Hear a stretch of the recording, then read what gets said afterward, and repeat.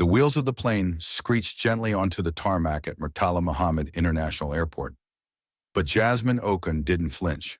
She simply held her 5-year-old son, Ethan, a little closer, as if shielding him from the unknown that awaited them in Lagos. She was returning, not broken, not penniless, but different, changed, refined by London, humbled by life, and burning with silent determination. Ethan was a quiet boy, unusually observant, calm to a fault, with an intelligence that often left adults speechless. He clutched his storybook tightly, his wide brown eyes watching every movement around him without a word. Jasmine ran her fingers through his curls and whispered, "We're home, baby." And in that moment, home meant everything she was about to rebuild. She hadn't left Nigeria in desperation. She had left for opportunity. She had believed back then that London held bigger dreams. And it did. But dreams sometimes came at a cost. The man who had fathered her child had vanished the moment responsibility came knocking. She had managed for years to give Ethan the best she could abroad, but raising a child in a foreign country, with no support system and growing bills, had taken its toll. And when her father passed, leaving her the small estate tucked in Victoria Island, Jasmine made the bold decision to come back. The house wasn't grand by the island's glitzy standards, but it was tasteful. 2 clean duplexes, upstairs and downstairs, with palm-lined walkways and a quiet courtyard tucked away from the noise of the city. It wasn't a mansion, but it was a comfortable legacy. Jasmine and Ethan settled into the lower flat easily. It was cozy, filled with natural light, and within walking distance of some of the best private schools on the island. She didn't return to Nigeria with nothing. She returned with experience, with class, with elegance. She had savings, she had a plan, but she also had ambitions far bigger than a quiet life. She wasn't content with just okay. She wanted more for herself, for her son, and that meant working. She took up a job selling luxury flower arrangements to elite clientele, decorating weddings, offices in Lekki, and banquets on Banana Island. It wasn't what she studied for, but she enjoyed it. It paid enough to handle some of the bills, but not enough to live the kind of life she envisioned for Ethan. She wanted his childhood to be full: piano lessons, travel, robotics classes, beautiful books. And so, when the flower job fell short of her goals, she started thinking. The upstairs flat was unoccupied, perfectly maintained, and too good to just sit empty. That night, after putting Ethan to bed and sipping her favorite lemon tea, Jasmine sat at her desk and drafted a short advert. Fully furnished 1-bedroom flat in a serene part of Victoria Island, available for rent. Cozy, clean, modern finishings. Quiet neighborhood, ideal for young professionals or newlyweds. Water, power, and private entry included. Viewing available on request. Address provided after preliminary screening. She sent the email to a reputable real estate company and also submitted a shorter version to a popular radio housing program. The plan wasn't desperation, it was strategy. Renting the space would bring in additional income, help her clear some small debts from her time in London, and create room for investment in her own dreams. It wasn't that she was lacking, she simply wanted more, and she was willing to do the work to get it. By Saturday morning, the sun had barely risen before Jasmine pulled on her joggers and tied her curls in a high bun. She stepped out with Ethan's help and began repainting the front exterior of the upstairs flat.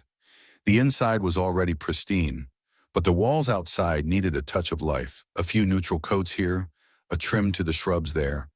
She wanted whoever came to feel peace the moment they entered. Ethan played quietly on the front steps with his wooden puzzles while she worked with purpose, sweat glistening on her brow and resolve burning in her chest. She hummed softly as she painted, her strokes even and sure. This wasn't rock bottom. This was a reset. "This is Lagos," she murmured to herself, dipping the roller in fresh paint. "And I didn't come to just exist. I came to thrive." Brian Nduka wasn't easily impressed. He had seen wealth in all its forms, from penthouses in London to beachfront properties in Mauritius. Yet, as he pulled up to the small but elegant estate nestled in a quiet part of Victoria Island, a strange feeling settled in his chest. It was peace. He killed the engine of his car and leaned back in the seat, eyes scanning the house. The ad hadn't done it justice. Not even close. The cream-colored duplexes sat beneath a canopy of flowering trees, and the lawn, though modest, was perfectly trimmed, edged by neat rows of blooming hibiscus and lush purple alamandas. A narrow garden stretched beside the building, the soft scent of flowers floating through the breeze. There was no noise, no bustle, just the sound of leaves rustling gently in the wind. The entire space radiated quiet elegance, unbothered, understated, and grounded, like someone who didn't need to show off because they knew their worth. Brian stepped out of his sleek silver Benz, adjusted the cuffs of his navy shirt, and approached the entrance gate. As he walked toward the front door, he paused. A red tricycle sat proudly beside a cluster of potted plants. Nearby, a tiny yellow watering can leaned against the wall. There were sidewalk chalk drawings along the pathway, nothing too messy, just simple swirls and sketches. He sighed internally. A kid. Not that he hated children, he just didn't understand them. They were unpredictable, prone to tantrums and tears, and always sticky for some reason. In his world of clean boardrooms, sharp suits, and stoic efficiency, children were like unsolved riddles. Too loud, too emotional, too everything. Still, this place was perfect, and the ad promised quiet and privacy. Maybe the child lived downstairs. He hoped. He knocked once. Silence. He waited, then knocked again, louder this time. Still nothing. Brian frowned. He wasn't one to barge in, but curiosity itched at his fingers. He reached for the handle. The door was unlocked. He hesitated only a second before pushing it open gently. "Hello," he called out, stepping cautiously into the hallway. The interior was well lit, airy, and smelled of lavender polish and honeysuckle. It was tidy, every item placed with care. On a side table sat a small bowl of keys, a ceramic vase holding fresh flowers, and a stack of architecture magazines. His eyes landed on a few scattered toys. Wooden puzzles, alphabet flashcards, a cloth lion perched on a beanbag chair. They were well kept, no loud plastic, no blinking lights. Whoever the mother was, she was doing things right. "At least the kid has class," he muttered under his breath with the smallest smirk. As he walked deeper into the house, a soft melody drifted toward him, smooth jazz, the kind that curled around the air like incense. It came from somewhere behind the building. He followed the sound. And then he saw her. She stood on a ladder near the back wall of the house, a brush in one hand and a paint tray balanced on a small shelf beside her. Dressed in faded denim and an oversized white tee speckled with paint, she moved with the precision of someone used to doing things herself. Her hair was tied up in a loose puff, and though he could only see her profile, Brian could already tell she was striking. She hadn't heard him approach, lost in the rhythm of the music and her task. The soft hum of her voice carried into the air as she painted with smooth, practiced strokes. He cleared his throat. "Hello?" The result was instantaneous. She gasped sharply, twisted around in panic, and before he could utter another word, the paintbrush flew across the air like a javelin, smacking him squarely on the cheek with a cold, wet splatter. "Shit!" Brian stumbled back in shock. At the same moment, the ladder wobbled under her, and she let out a startled cry. Brian surged forward, just in time to catch her by the waist as she slipped. Her body landed against his, soft and unexpectedly warm. His arms tightened instinctively, steadying her. Their faces were mere inches apart, and for a moment, neither of them moved. Her scent, honeysuckle, vanilla, and fresh sweat, wrapped around him like a spell. Then she pushed off his chest and stumbled back. "Are you mad? Who are you? Why are you in my house?" she demanded, grabbing another brush like a weapon. Whoa, easy." Brian raised both hands in surrender. "I'm not here to rob you, lady. I came for the apartment, the one listed in the ad." She blinked, momentarily thrown. "What ad?" "The one about the upstairs flat," he said calmly. "Clean, cozy, one bedroom in a serene estate on Victoria Island." I saw it on my office back-end system. The address wasn't public, I know, but I work at the firm you submitted it to. She frowned. That ad doesn't even go live until Monday. I know, but I've been looking for a place like this for weeks. The moment I saw it, I knew it was the one. So I came. You just showed up, she said, crossing her arms. Yes, he replied, unapologetic. I didn't mean to invade your privacy. I just didn't want to miss the chance. She studied him now, really looked. He was tall, striking, with dark brown skin, intelligent eyes, and a faint paint smudge still drying on his cheek. He looked put together, confident, and irritatingly sure of himself. And what if I'd called the police? She asked. I'd have explained, offered to repaint your wall, or, ducked before the brush hit. She snorted unexpectedly, just a little, then caught herself.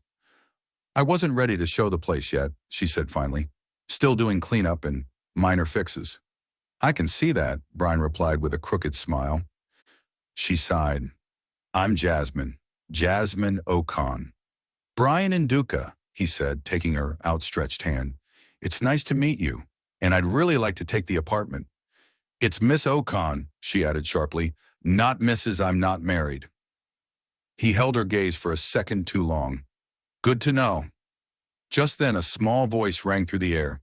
Mummy! Mummy! I drew an airplane. I'm going to become a pilot. Ethan came running into view, crayon drawing flapping in his hand. He froze when he saw Brian, but then offered a polite, shy smile. Good morning, sir. Brian stared at the boy stunned. The kid was adorable, bright-eyed, well-spoken, and clearly clever. Something about him stirred something strange and unfamiliar in Brian's chest. Hello, Brian replied, extending his hand.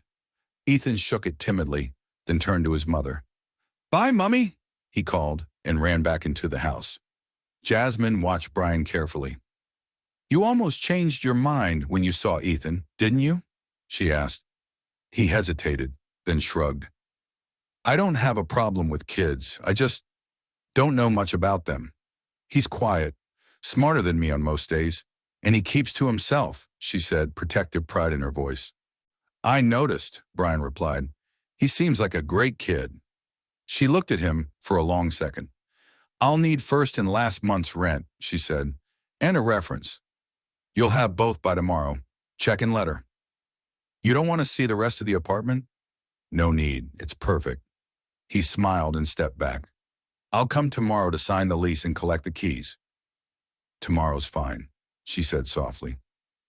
They shook hands again, and this time something passed between them.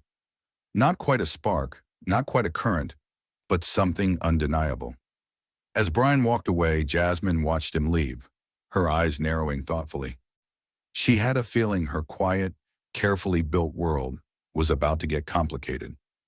And somehow, she wasn't entirely sure she minded.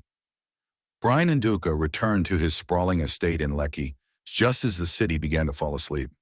The sleek black gates slid shut behind him with a whisper, and the motion sensor lights flickered on across the cobblestone driveway. It was everything a man of his status could ask for. Marble floors, high ceilings, a private cinema, and a rooftop pool that overlooked the Atlantic. But tonight, none of it gave him peace. He slipped off his shoes by the door and poured himself a glass of scotch, his bare feet making soft echoes against the tiles as he paced. He had done it, finally found an apartment in the one place he'd been quietly dreaming of. Victoria Island. Not the flashy part, the tucked-away, tranquil side, where the breeze actually whispered through trees and the neighbors didn't care who you were. He should have felt victorious, and he did, mostly. But he also couldn't stop thinking about her, Jasmine Ocon, and her little boy. The image of her on the ladder, paint in her hair, defiance in her eyes, her voice laced with sharp wit and strength, kept playing in his mind like a scene on loop. She wasn't like the women who usually hovered around him, armed with fake laughs, hidden agendas, and endless questions about his bank account. She didn't seem impressed by him at all. And then there was Ethan, that quiet, observant boy with the big brown eyes and the airplane drawing clutched in his hand. Brian had never had much to do with children. He wasn't against them. He just didn't know what to do around them. They seemed like tiny people from another universe, messy, unpredictable, and always wanting something. They made him feel awkward, useless, vulnerable. So when he saw the tricycle and toys, his first instinct had been hesitation. But now, he wasn't so sure. He leaned on the edge of the kitchen island, swirling the liquid in his glass, staring into the glossy darkness outside. He didn't need that apartment. He was the richest, youngest real estate billionaire in Lagos, arguably in Nigeria. If he wanted, he could build a new apartment complex by next month. Buy out a luxury penthouse in Banana Island tomorrow. Hell, he could buy Jasmine's entire estate without blinking. But that wasn't what he wanted. He wanted quiet, solitude, a place that didn't carry his name or his past. Somewhere he could breathe without feeling watched or worshipped or weighed down by expectations. He wanted to sit outside in the evening and hear birds instead of engines. Wanted to walk down a path without anyone whispering his name. He wanted peace. And strangely, he felt it there. In that modest estate with blooming flowers and a fiercely independent woman and her soft-spoken son. It didn't make logical sense, but it felt right. And that was enough. When he lay in bed that night, beneath sheets that cost more than some people's annual rent, he found himself staring at the ceiling wide awake. It wasn't insomnia. It was excitement. He felt like a boy who had just made a daring choice and was now counting the hours till morning.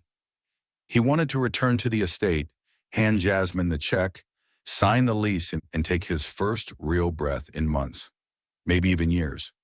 For the first time in a long time, Brian wasn't chasing a business deal, or dodging gold diggers, or negotiating a merger.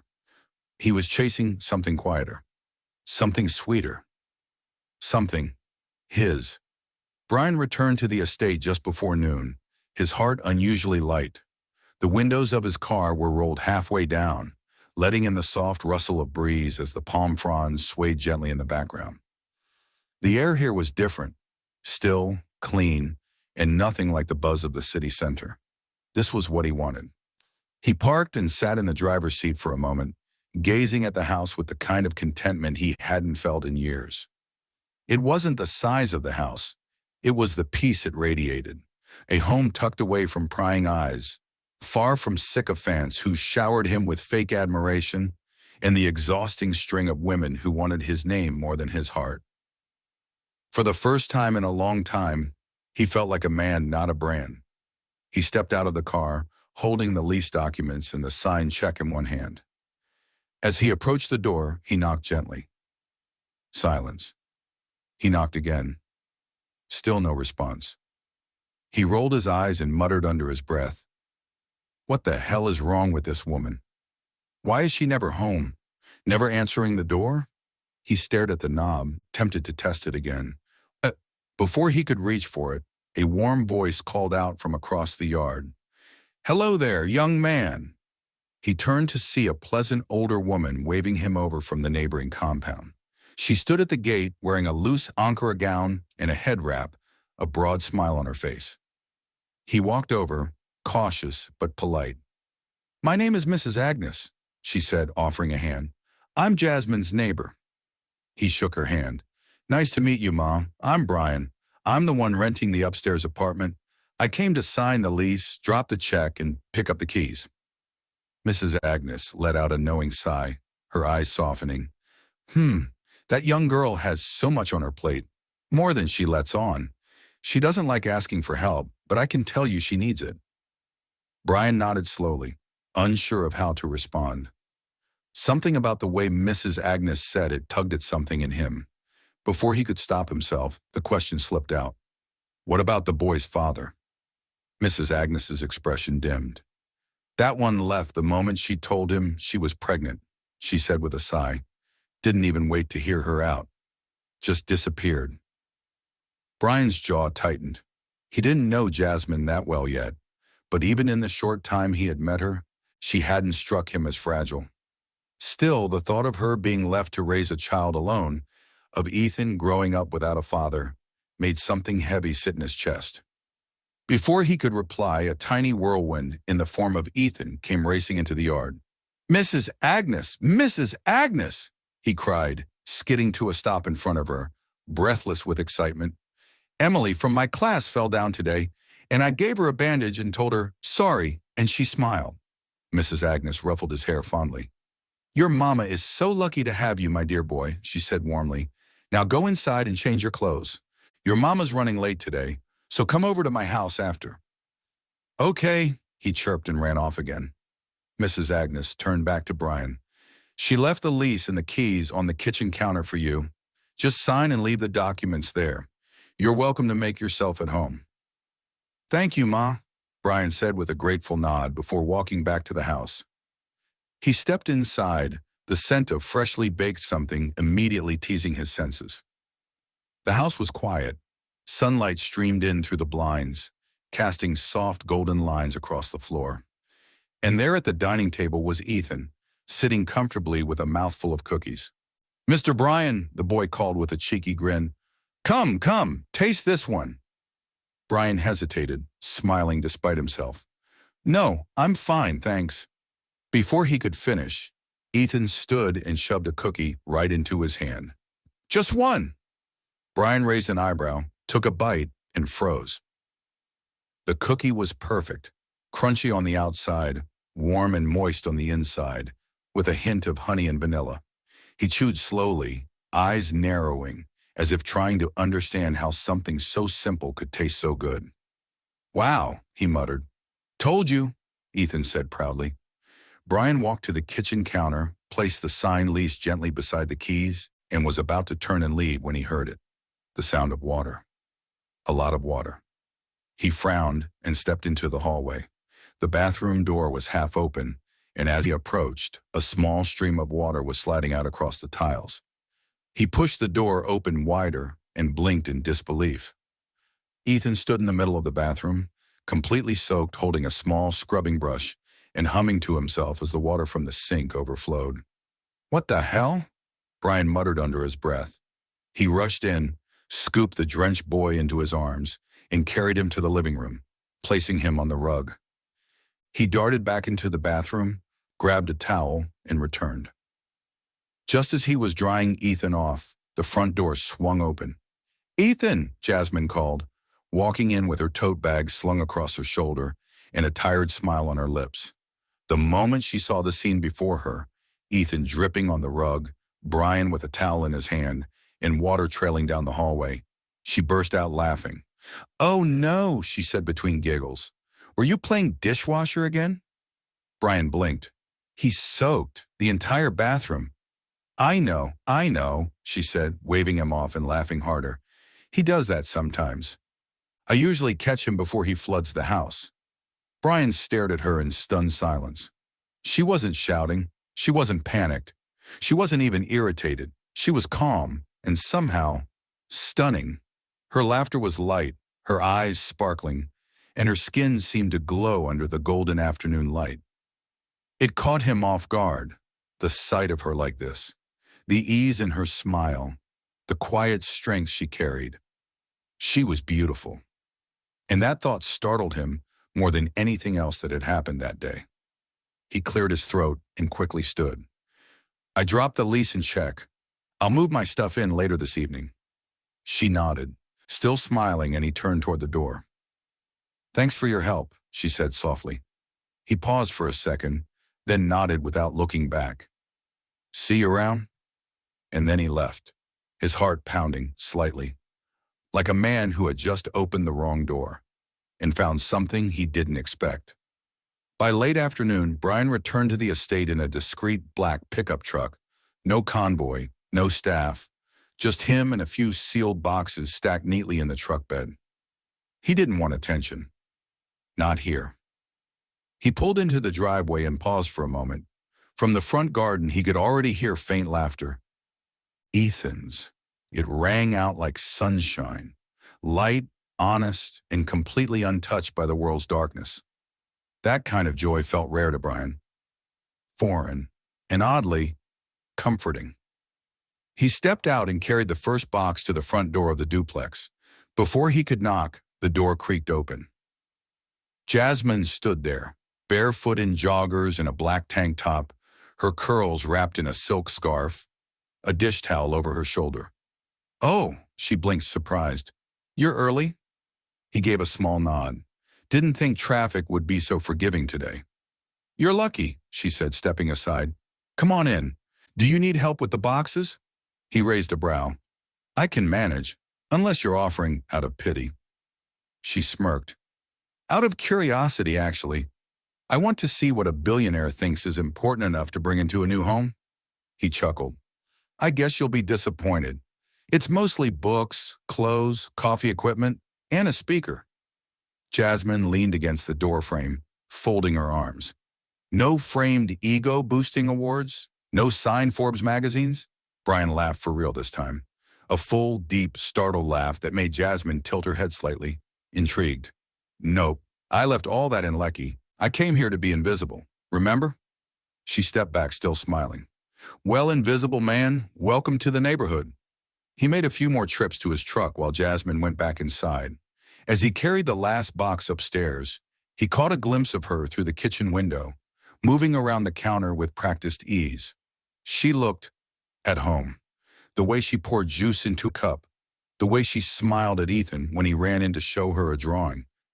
It all had this softness, this peace that Brian couldn't look away from. He tried to shake the feeling off and focused on unpacking. The apartment smelled like fresh paint and jasmine. Fitting. The living room was spacious enough for his minimalist taste, and the bedroom caught the best of the evening light. He arranged his books on the small built-in shelf, set his coffee machine carefully on the counter, and connected his Bluetooth speaker. By the time the sun dipped low in the sky, Brian was on the small balcony with a cup of espresso in hand, gazing at the golden horizon of Victoria Island. Peace.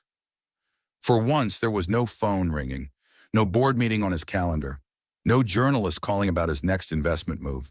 Just quiet, birds chirping, wind brushing leaves. A child's giggle echoing in the distance. Then a knock.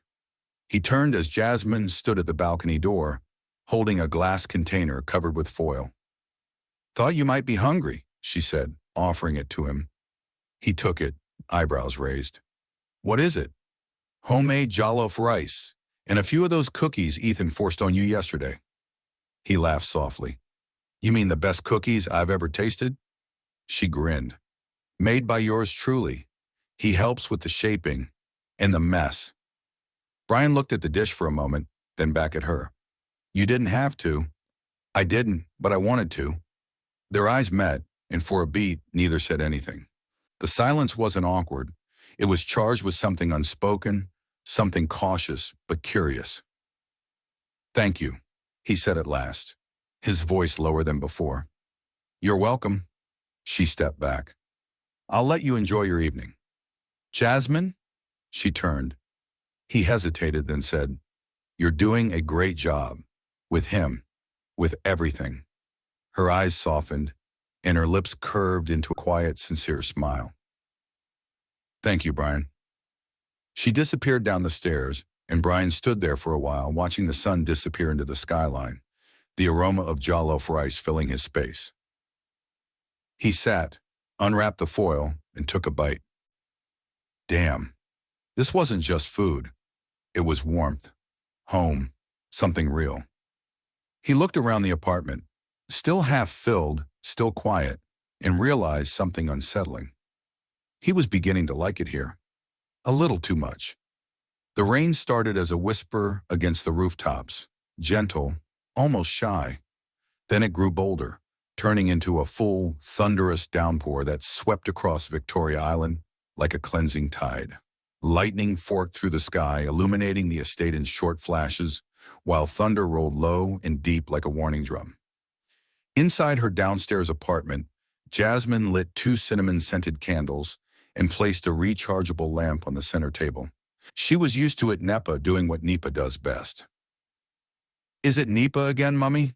Ethan asked, peeking out from the blanket he had wrapped himself in like a burrito on the couch. Jasmine chuckled softly, adjusting the lantern. "Yep, but don't worry, baby. We've got light, candlelight. Like in the movies." "Exactly." He grinned, teeth flashing. Can we tell stories? Only if you promise not to scare me this time.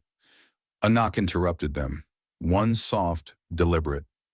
Jasmine walked to the back door, opened it, and there stood Brian. He was dressed in gray joggers and a plain white t-shirt that clung slightly to his skin from the misty rain. The soft light behind her flickered against his face, casting a golden hue on the sharp lines of his jaw and collarbone. His hair was damp, his voice low and steady. "Lights out upstairs too," he said. She stepped aside. "Come in." He entered slowly, eyes scanning the soft glow of the space, the flickering candles, the gentle hum of jazz playing from a battery-powered speaker. Ethan's crayon-stained fingers. A tray of cookies on the side table. It felt like a home, not just a house. "You okay?" she asked, brushing raindrops from her arm. Brian nodded. "Just checking in. Wanted to make sure you and Ethan weren't freaked out." "We're doing all right. Want some tea?" He hesitated, then gave a small nod. "That'd be great." She moved to the kitchen, her body gliding through the space like it belonged to it, and somehow to something more. Brian took a seat near Ethan, who had jumped down from the couch, holding a drawing in one hand like it was treasure. "Mr. Brian?" "Yes, Captain Ethan." The boy climbed beside him and held up the picture. "It's me playing football. I scored 2 goals today. I was the man of the match." Brian took the paper and examined the crayon-drawn stick figures and the giant smiling sun. "This is elite work. Do I spot a goalpost?" "Yep, that's me. And that's the coach yelling. And that's my mummy clapping." "You even drew her scarf." "I notice things. I can tell." There was a pause. Then Ethan's voice dropped slightly. "We have a match next Saturday. A big one. Coach says it's the final. Mummy's coming, but I want you to come too." Brian looked up slowly, surprised. "You do?" "Yeah," Ethan said, his eyes serious now. "But not just come. I want you to come, as my daddy figure. Just for the day." The silence that followed was so still, it was as though the room itself held its breath. Brian blinked. He looked at Jasmine. She had stopped mid-stir, a wooden spoon in her hand. Her expression unreadable. Her eyes searched his, and for a moment, he expected her to interrupt, to deflect, to change the subject. But instead, she smiled softly and nodded. Brian looked back at Ethan, who waited with such pure hope it almost broke something open inside him. "I'd be honored," he said quietly. "Thank you for asking me." Ethan beamed. "Yes, we'll win because I play better when someone's watching." Just then, Jasmine returned with a cup of tea. She handed it to Brian, their fingers brushing briefly. A current, a pause, a heartbeat too long. "Thanks," he murmured. "You're welcome." He sipped the tea and settled back in the chair. The rain softened, and Ethan stretched out beside the candlelight with his coloring book, while the adults sat in warm silence. For a moment, it felt like a scene out of another life, a better one. Brian found himself watching Jasmine, how she curled her fingers around her own mug, how her eyes softened when she looked at her son, how her lips curved when he told a silly joke. There was something peaceful about her, something grounded. She wasn't trying to impress him. She wasn't asking for anything. She was just existing. And in that quiet, Brian realized what scared him most wasn't her beauty. It was how she made him feel safe. That night, back upstairs, he stood on the balcony long after the rain stopped. Ethan's words echoed in his head. "Come as my daddy figure." And Jasmine's nod. Soft, strong, no pressure. It should have felt like a boundary being crossed. Instead, it had felt like belonging, and that terrified him. This wasn't supposed to happen.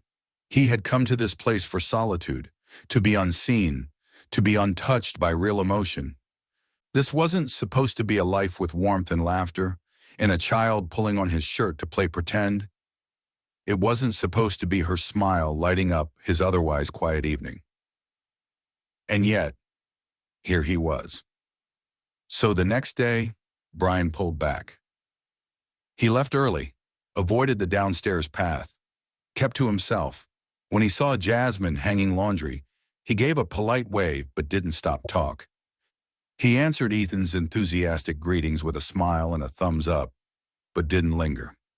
He told himself it was wise, smart, necessary.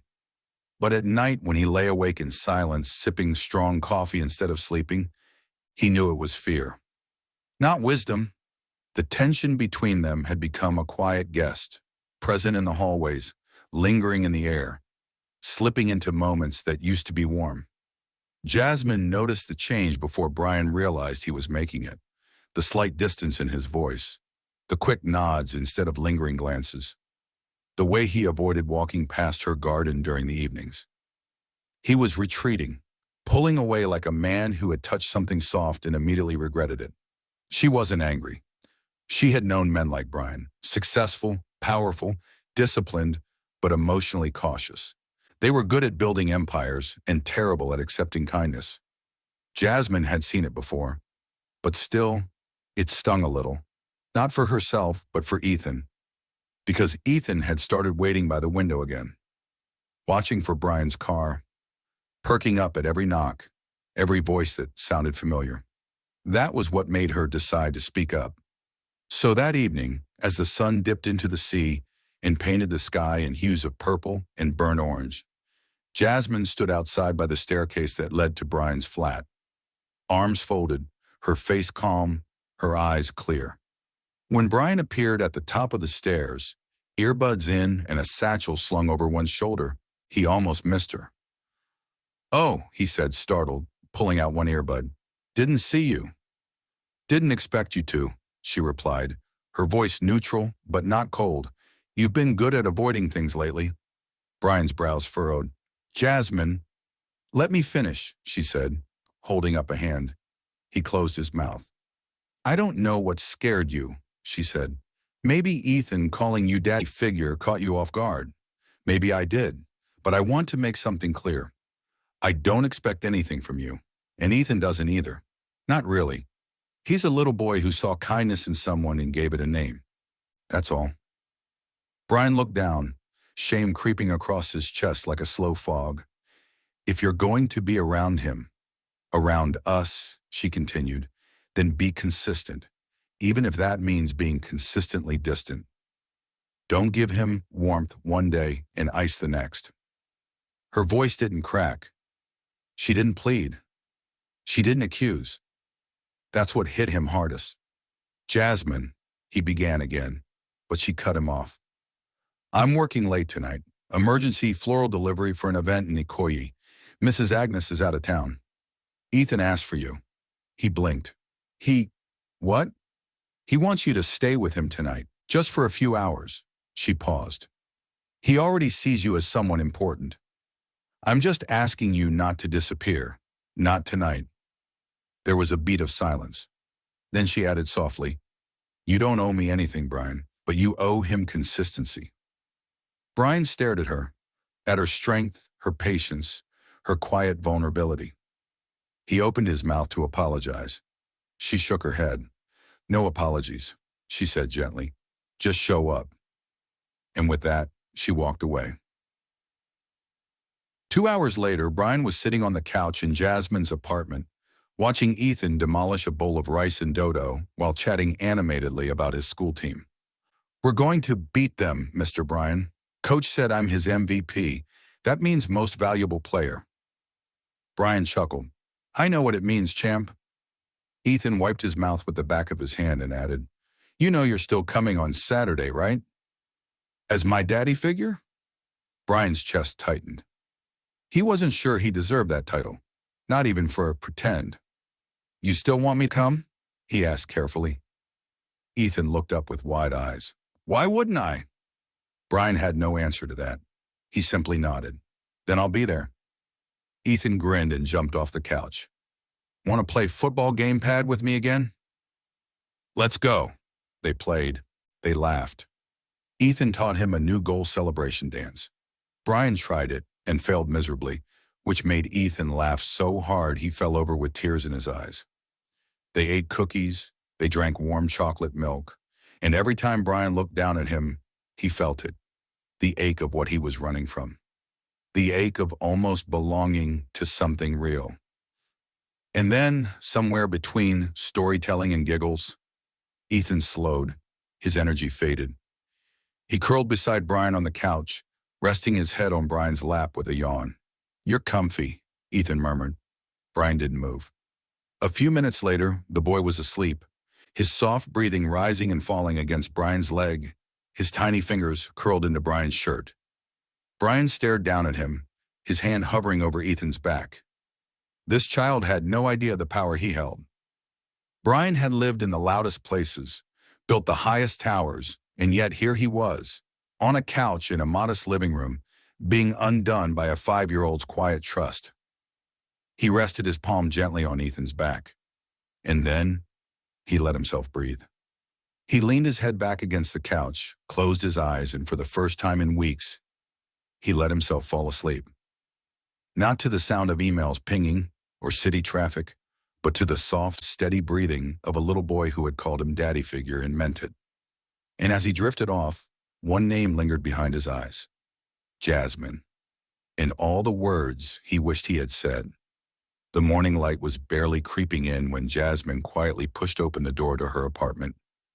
Her heels clicked softly against the floor as she stepped in, the weight of a long night trailing behind her, like the scent of fresh roses from the event she just finished setting up.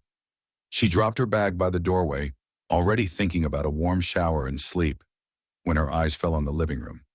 There, in the soft golden glow of the hallway light, she found them. Ethan curled up on the couch, his small frame tucked securely on Brian's lap, and Brian, head tilted back, his chest rising and falling steadily, his arm protectively resting around the boy. Jasmine didn't speak. She didn't move. She just stood there, watching. The scene was too delicate to disturb, too rare to rush. Her son looked peaceful, safe, and Brian, who had once run from all this, now looked like he had always belonged there. A smile tugged gently at her lips, soft and almost sad. Then Ethan stirred. "Mummy?" he whispered groggily, rubbing his eyes. She walked over and knelt by the couch, brushing a hand gently over his forehead. "Hey, baby, you're up." He yawned, then leaned against her shoulder. "I had a nightmare," he mumbled. "I was scared. But Mr. Brian helped me." She stilled. "He did?" Ethan nodded, eyes still sleepy. "He said it was just my imagination running wild, that nothing can hurt me, and he would always be here to protect me. So I don't have to worry." Jasmine swallowed the lump in her throat and looked up at Brian. He was awake now, eyes meeting hers, still heavy with sleep and something else, something he couldn't name. "Thank you," she whispered, her voice barely audible. He nodded, eyes still locked on hers. "It's already past 3, she said softly. "You should get some rest." "I'll take him to bed," Brian offered. She didn't stop him. He lifted Ethan gently into his arms, the boy curling into his chest like he had done it 100 times. Jasmine walked ahead and opened the bedroom door, watching silently as Brian laid her son down with surprising gentleness, pulling the blanket over him and placing the stuffed lion into his arms. Ethan was already half asleep again. Brian turned and walked out of the room, quietly pulling the door shut behind him. When he came back into the living room, he found Jasmine standing by the couch, rolling her shoulder and stretching her neck. She winced slightly as she stretched one foot behind her. "Tired?" he asked. She smiled tiredly. "More like sore. My feet are killing me. My back feels like it's holding a whole flower shop." He dropped his voice a notch. "Sit." She arched a brow. "Why?" "I'll help." "Brian? Please." She hesitated, then gave in, collapsing onto the couch with a groan, pulling one leg onto the cushion. Brian knelt in front of her and gently lifted her foot into his lap. His hands were strong, his touch warm, and when he began to knead the ball of her foot, a moan slipped out of her lips before she could stop it. She immediately covered her mouth with one hand. "Sorry," she mumbled. But Brian's eyes darkened just slightly at the sound. His hands never stopped moving, now tracing soft circles into her heel, pressing gently into her arch. Her breath hitched. She didn't stop him. Her head fell back slightly against the cushion, her lashes fluttering shut for a moment. And Brian, well, that was all he needed. He moved closer. His hands slid from her foot to her knee, his face now just inches from hers. She opened her eyes, and in them, he saw no resistance. He leaned forward and kissed her. Soft, searching, then deeper. It was quick at first, almost questioning, but when she didn't pull away, he kissed her again. This time with all the tension, all the restraint he'd bottled up for weeks. And still, she didn't stop him. Until she did. Her hand pressed gently to his chest, and she took one step back, breath uneven, eyes wide but clear. Brian froze. His expression changed instantly. Eyes flooded with regret, lips parted, apology already forming.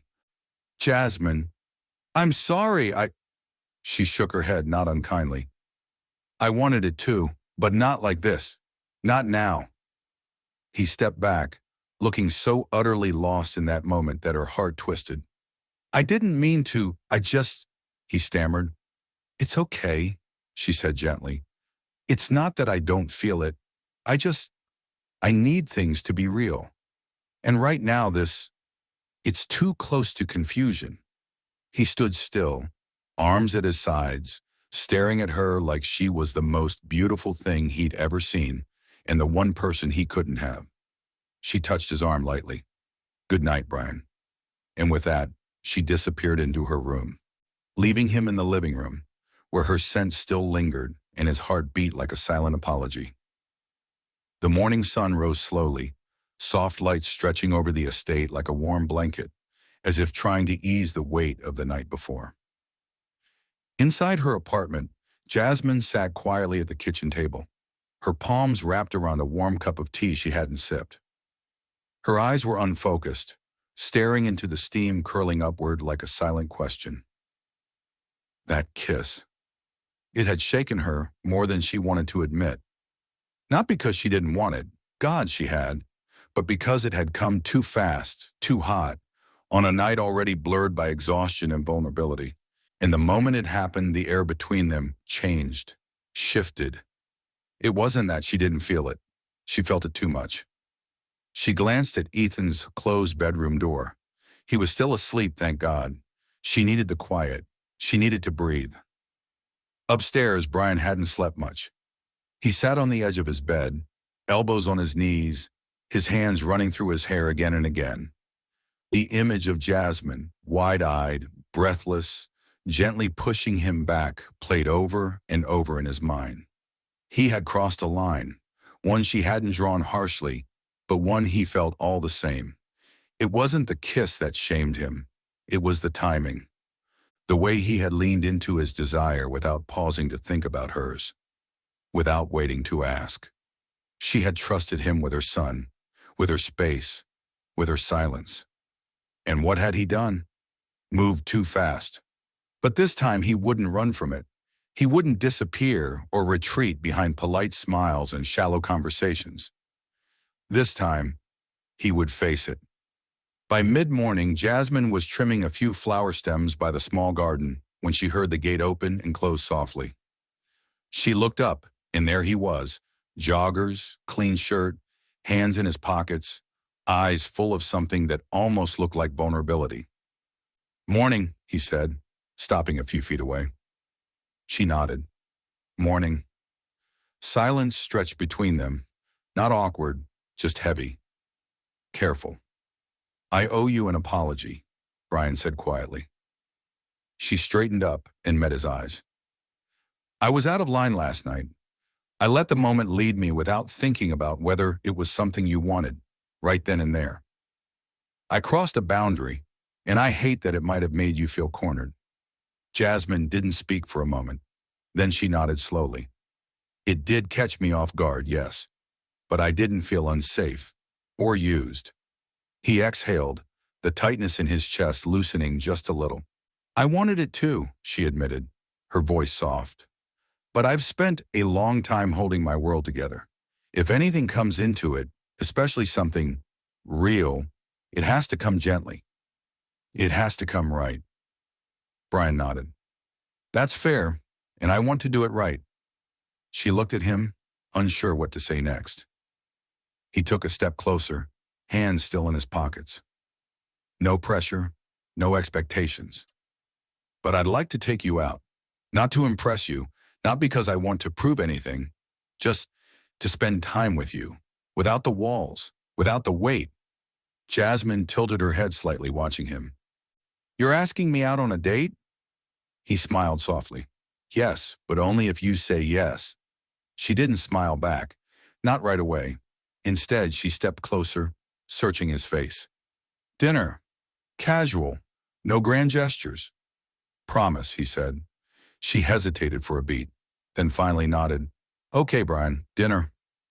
He let out a quiet breath, and for the first time since last night, she smiled. Just a little, just enough.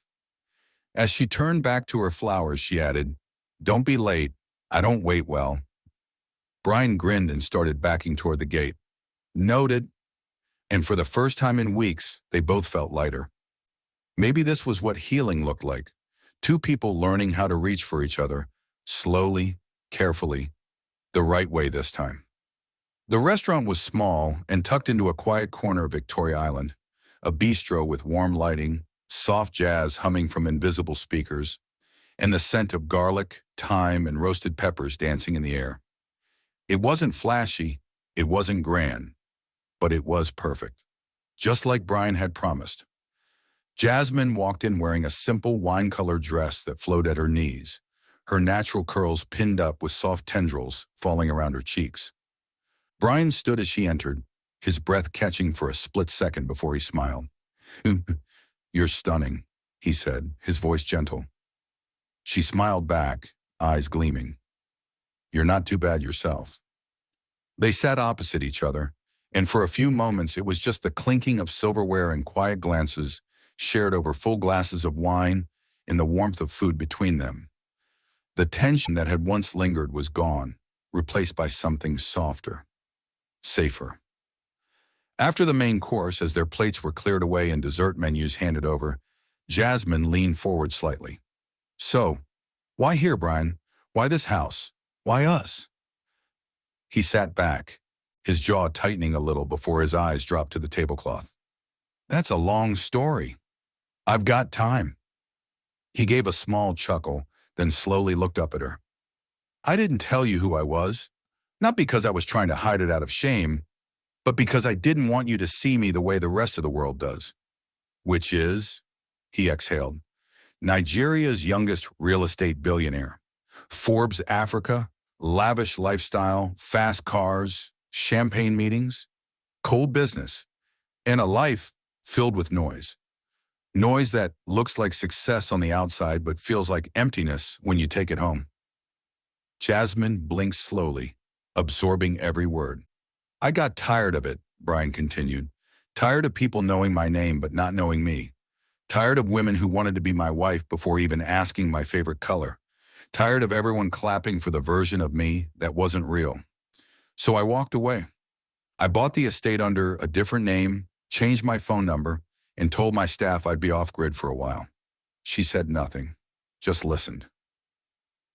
And then I saw your ad, he said softly.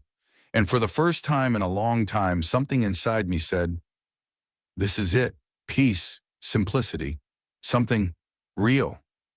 Jasmine's eyes were full now, but not with tears. Just something warm and endless. Brian leaned closer. But what I didn't expect was you. Or Ethan. She lowered her eyes briefly, then looked up at him. He adores you. I adore him too, Brian said without hesitation. And I admire you, Jasmine. What you've built, how you raise him, how you keep going even when the world doesn't make space for women like you. You're strong. You're a warrior. You're remarkable. Her hand trembled slightly where it rested on the table, but she didn't pull away when he gently reached for it. I want to be part of this, he continued, not just as the man renting upstairs, not just as someone who helps with dinner or plays football on Saturdays. I want to adopt Ethan. I want to be his father, fully, legally, completely. Jasmine gasped softly, her eyes widening. I know it's sudden, he said, but I've never been more sure of anything. I don't want to just be in his life. I want to build it with him. With you. Her heart raced so fast she couldn't speak. She stared at him, her lips parting, hands trembling, mind spinning. This was what she had prayed for. For 5 long years, she had asked God silently, tearfully, faithfully, let him have a father. Let there be someone who sees him, who stays. And here he was, delivered not with lightning or fanfare, but with kindness, with love, with truth. She covered her mouth, eyes brimming now, and then she let out a laugh, choked, joyous, raw. Brian, she whispered, do you know what you just said to me? He squeezed her hand gently. Yes.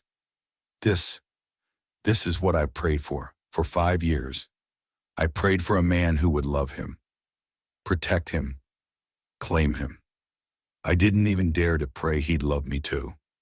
He stood from his seat and walked around the table, pulling her gently to her feet. She didn't hesitate. She rose into his arms like she belonged there. I love him, he said into her ear. And Jasmine, I'm falling for you too. She laughed again, full and beautiful, wiping her eyes. Then she leaned up and kissed him. Not rushed, not desperate, just full of gratitude, of light, of yes. And in that tiny bistro, with soft jazz and warm light all around, 2 hearts cracked open and let love pour in. The next few days moved like a quiet unfolding.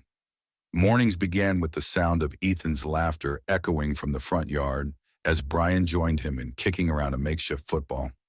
Afternoons were filled with shared glances between Jasmine and Brian, little touches, soft smiles, and inside jokes passed over garden pruning and evening tea. But what made it real was what Brian did next. He wasn't all words, he was action. On a quiet Tuesday afternoon, Jasmine returned from her deliveries to find a small envelope tucked beside the vase of yellow daisies on her kitchen counter. It had her name written in Brian's handwriting, clean, precise. She opened it and found a single page inside, a formal application for guardianship and adoption consultation with a reputable family lawyer in Lagos. There was a sticky note on the top corner. I meant every word. I want to do this right. I've scheduled our first consultation for next week. Only if you're ready. No pressure. Just love. B. She pressed the paper to her chest, tears clouding her vision. This wasn't a fantasy anymore. This was real. Later that night, when Brian came downstairs for dinner, Jasmine was already setting the table. She didn't say anything when he walked in. She simply turned, walked up to him, and wrapped her arms tightly around his waist. No words, just the kind of hug that said, "Thank you, I see you, and I'm with you." Brian held her close, his chin resting gently on her shoulder. In the days that followed, Ethan changed too. He began drawing more pictures, with all 3 of them in them. He introduced Brian to his classmates as, "My mom's friend, but he's almost my dad now." He asked Brian to help him practice his spelling, to check his math homework, to show him how to tie a tie for career day. And every time Brian showed up, and he always did, Jasmine's heart grew fuller. One evening, she found Ethan sitting on the front steps, humming to himself as he colored in his drawing book. She sat beside him, brushing her fingers through his curls. "What are you drawing now, baby?" she asked. "Our family," he replied without missing a beat. "Me, you, Mr. Brian, in a big house with a swing set." She smiled. "That sounds like a nice family." He looked up at her, brow furrowed. "Is it okay if I call him Daddy soon?" The question punched a hole through her chest, in the best, most sacred way. She kissed the top of his head. "When you're ready." That night, she found Brian in the backyard, setting up a tiny fire pit he'd ordered to surprise Ethan. He turned when he saw her. "He wants to call you Daddy." she said softly. Brian froze. His throat tightened. Really? He's ready, Brian. So am I. He walked up to her slowly, his eyes gentle and full. I don't want to just be a chapter in his life, he whispered. I want to be the whole book. Jasmine reached for his hand. Then let's write it together. Under the stars, with the distant hum of Lagos in the background, and the wind carrying the soft scent of roses from her garden, they stood in silence side by side. Two hearts once guarded. One little boy who brought them together. And a love story that wasn't flashy or loud, but deep, steady, real. The sun had barely risen when Jasmine tied Ethan's shoelaces, her fingers moving automatically while her thoughts drifted toward the school's Parents' Day event. It was the first she'd be attending with someone by her side, someone who wasn't just showing up, but choosing to be present. Brian appeared right on time, crisp in a soft blue button-down and dark jeans. He greeted Jasmine with a smile that still made her stomach flutter, then knelt beside Ethan to adjust his tie. You ready, champ? He asked. Ethan nodded excitedly. I'm going to show you my art project, and you'll sit beside Mummy, right? Right, Brian said, tapping his chest. Front row. I'm your biggest fan. At the school gate, the security guard gave Jasmine a warm welcome, Ma, and then turned to Brian with a respectful but curious glance. Ah, new Daddy Abi? Jasmine started to correct him politely, but Brian simply smiled and said, Yes, sir, new and staying. Inside, the school auditorium buzzed with activity. Children dashed around in uniforms, parents chatted in clusters, and teachers carried boxes of snacks and colored paper. A cheerful banner read, Parents' Day, Our First Heroes. Brian looked around, a bit dazed. It's chaotic. Jasmine grinned. Welcome to the real world. They sat together, side by side, as class after class performed. There were recitations, songs, dances, and more than a few wardrobe malfunctions that earned thunderous laughter. Then came Ethan's class. He stood tall in his oversized white shirt, his paper medal hanging proudly around his neck. Jasmine's heart thudded as he stepped onto the stage and held the mic in both hands. My name is Ethan Oken, he began, clear and confident. Today we're supposed to talk about our parents. Jasmine leaned forward slightly, nervous but smiling. Ethan paused, then added, My mummy is the best. She makes the best rice, and she works very hard and tells me I'm the smartest boy in the world. Some parents chuckled softly. Then Ethan turned slightly, his small eyes searching the crowd and landing on Brian. And my daddy is the best too. He helps with my homework. He watches cartoons with me. He taught me how to fold socks the soldier way, and he makes Mummy laugh even when she's tired. Brian's breath hitched. Jasmine turned to look at him, only to find his jaw clenched tightly, tears pooling in his eyes. He wasn't blinking, just staring at the little boy who had just changed his life with 5 simple words. And my daddy is the best. Ethan smiled, finishing. Thank you, Mummy and Daddy, for loving me so much. The room erupted in applause, but Jasmine couldn't hear a thing over the pounding of her heart. She reached for Brian's hand under the table, and he gripped hers tightly, like he never wanted to let go. Later in the car, Ethan sat in the back seat humming, his metal clinking gently against his chest. Brian kept glancing at him in the rearview mirror like he still couldn't believe what had happened. I didn't expect that, he said quietly as they pulled into the estate. Jasmine turned to him. He meant it. Brian turned off the ignition and stared at the dashboard for a moment. It's like, I've been called a lot of names. CEO, boss, billionaire. But, Daddy, that one hit different. It's the one that matters most, Jasmine said softly. He looked at her, his eyes full. Thank you for letting me in. She touched his face gently. Thank you for staying. And from the back seat, Ethan added, Can we have ice cream now? Because this day is the best in the world. They all burst into laughter.